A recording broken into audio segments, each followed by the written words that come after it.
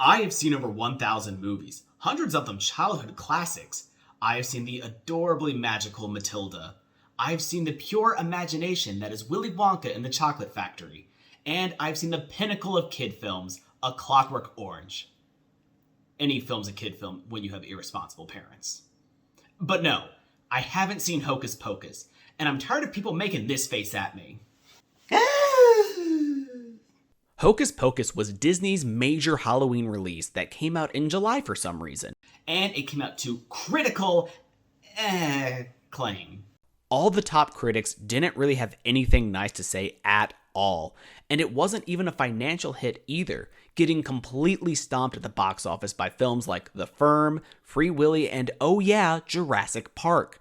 And I know what you're thinking. Well, of course it didn't make box office money. It was probably just released on Disney+.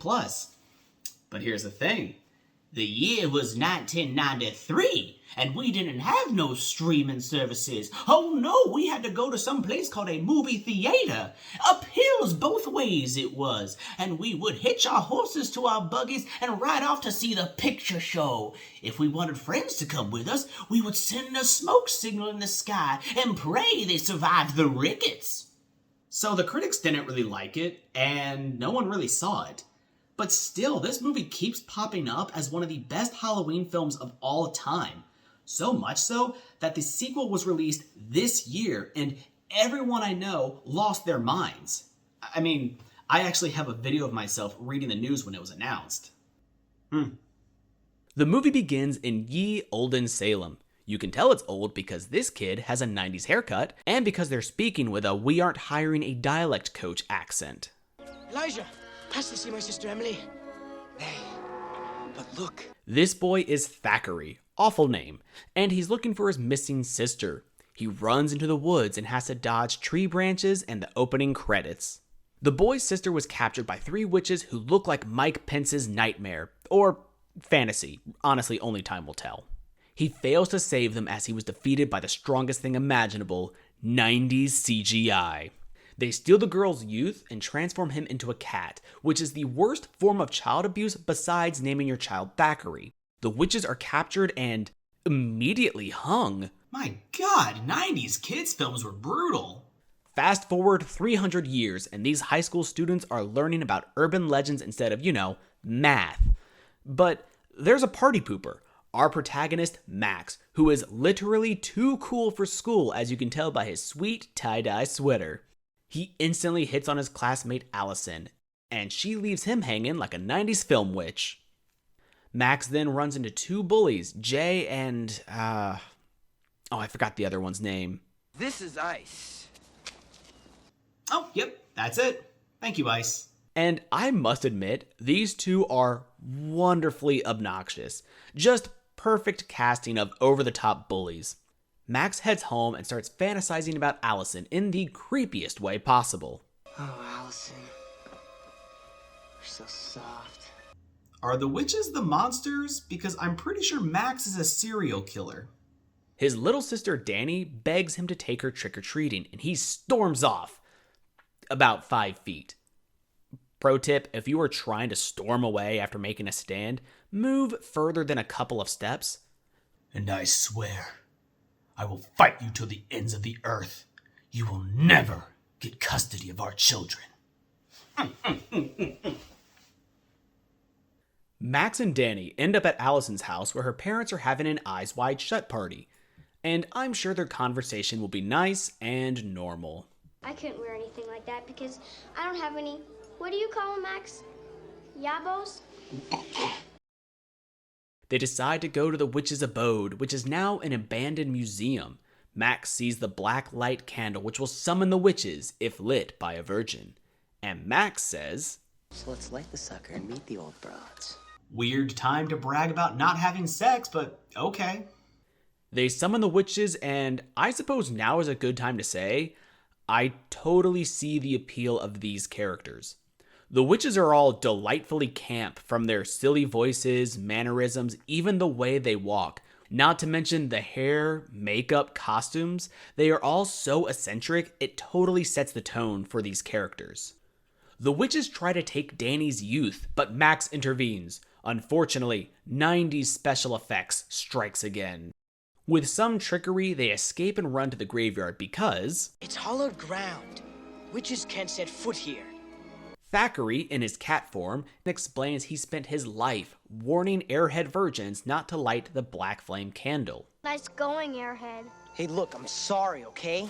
And then the witches attack anyway, because who can remember what sentences were written 2 lines ago? The witches raise their ex-lover Billy from the dead, and you better believe hijinks ensue. Yes! Let's fast forward a bit, because we're going to get to the best scene of the movie. The kids go to the parents' party and tell them what's going on, and like all parents in kids' movies, they do not care one bit. You know what they do care about, though? Bette Midler singing I'll Put a Spell on You. And they should care because it's fantastic. The kids trick the witches into the school kiln, burns them alive, destroying the ozone. So who's the real villain? And they head back home to celebrate their victory. Max and Allison start snuggling, and one thing's clear. Max won't be able to summon any more witches after tonight, if you know what I mean. They open the witch's book, which alerts the trio to their location. Wait, weren't they set on fire? Yeah, but then they came back. Was it explained? No, it wasn't. Moving on. The end is what you'd figure. Witches fight the kids one final time, and it is not a challenge at all because the witches just stop using their powers. Remember all that lightning they shoot at the beginning? They never do it again. I guess a witch's real weakness is budget constraints. But the kids win with Billy's help. He turns on the witches and tells them how he really feels. You tooth rhyme fire from hell. What was this movie rated again? And with the witches defeated, Thackeray's spirit finally moves on. Thanks only Danny for some reason, and then takes one final shot at Max for being a virgin. Sorry, Emily. I had to wait 300 years for a virgin to light a candle. Which is the final line of the film, by the way. I mean, they were really banging that virgin drum, which is the only banging that virgin's gonna get. This movie has more plot holes than this, where they dig literal plot holes. For example, the witches need to steal youth from children to live. So, near the end of the movie, when their time is running out, they sing a song which puts all children in a trance, except the protagonist for reasons. And they could have apparently done this at any time, but didn't. And with all of that said, I kind of like this movie. I think it's a solid 7 out of 10. You see, Hocus Pocus does its best when it leans into the camp and absurd. Obviously, the witches are the strongest part, being these over-the-top, larger-than-life caricatures. And they just have so many great scenes.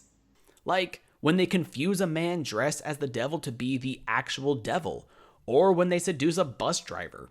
Hey, Buttercup, anybody ever tell you very easy on the eyes? I bet he's a Yabos guy. I even like the absurd acting of the bullies, and Danny as the spunky younger sister. My only lingering thought about the movie, though, is why all the virgin talk? What's the message? I mean, it just seems like a weird lesson to teach children. Hi kids, Uncle Disney here. Remember, have sex as early as you can, otherwise you might summon witches. Happy Halloween! Thanks for watching my review of Hocus Pocus. Let me know what you thought of the movie, or what I should watch next. See you next time.